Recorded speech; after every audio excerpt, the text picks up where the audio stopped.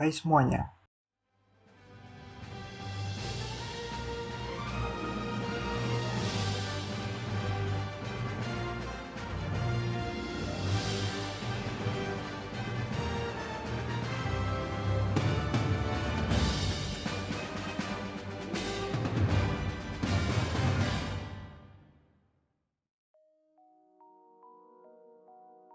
Hemoroid adalah suatu kondisi peradangan atau pembengkakan pada pembuluh darah vena di sekitar dubur. Hemoroid sering juga disebut sebagai ambeien atau wasir. Hemoroid atau wasir ini dibagi menjadi dua tipe, yaitu hemoroid internal dan hemoroid eksternal. Hemoroid internal adalah hemoroid yang timbul pada daerah sekitar rektum atau penampungan feses sementara, sedangkan hemoroid eksternal adalah hemoroid yang timbul pada daerah sekitar dubur atau anus. Wasir dapat ditandai dengan beberapa gejala berikut ini. Yang pertama, BAB berdarah namun tidak nyeri. Hal ini dapat terjadi pada kasus hemoroid internal. Yang kedua, gatal dan iritasi pada daerah rektum. Yang ketiga, timbulnya pembengkakan atau benjolan di sekitar dubur atau rektum yang mengakibatkan rasa nyeri dan rasa tidak nyaman.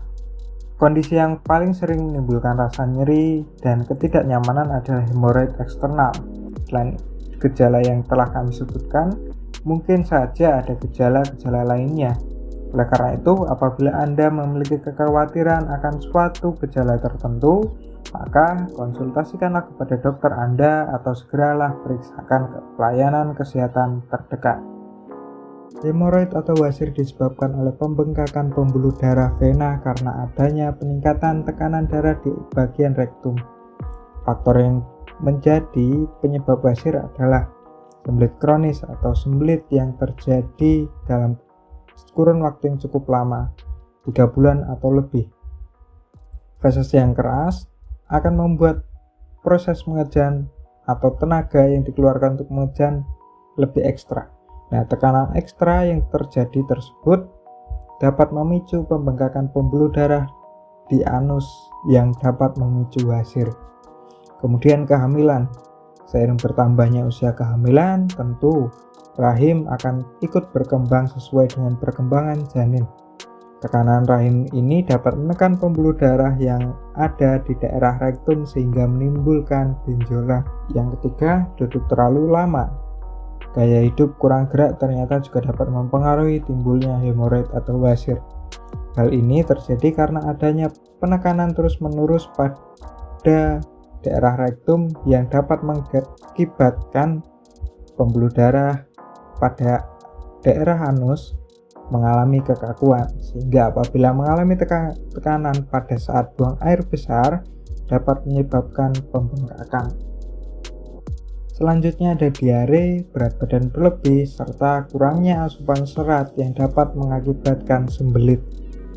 Lalu siapa saja yang beresiko mengalami wasir ini? Tentunya yang pertama adalah pekerja dengan pekerjaan yang mengharuskan duduk dalam jangka waktu yang sangat lama. Contohnya ada supir, kemudian admin pada suatu perusahaan, bank atau editor video, dan masih banyak lagi pekerjaan yang mengharuskan pekerjanya duduk dalam waktu jangka yang lama. Yang kedua, mengalami diare atau sembelit yang kronis atau lebih dari 3 bulan.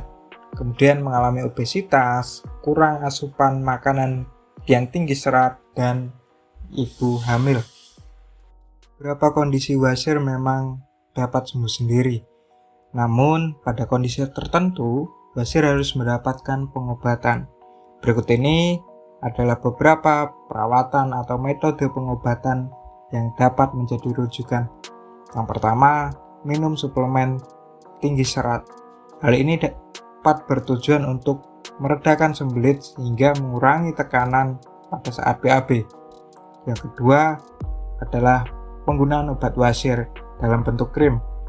Metode penggunaannya adalah supositori atau dimasukkan melalui dubur. Hal ini bertujuan untuk meredakan rasa nyeri dan gatal yang menimbulkan rasa tidak nyaman.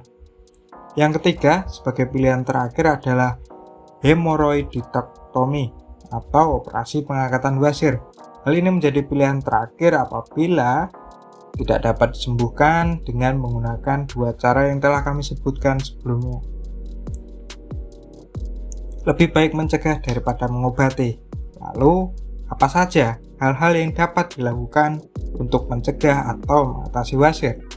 Yang pertama, sering-seringlah atau rutinlah mengkonsumsi makanan tinggi serat.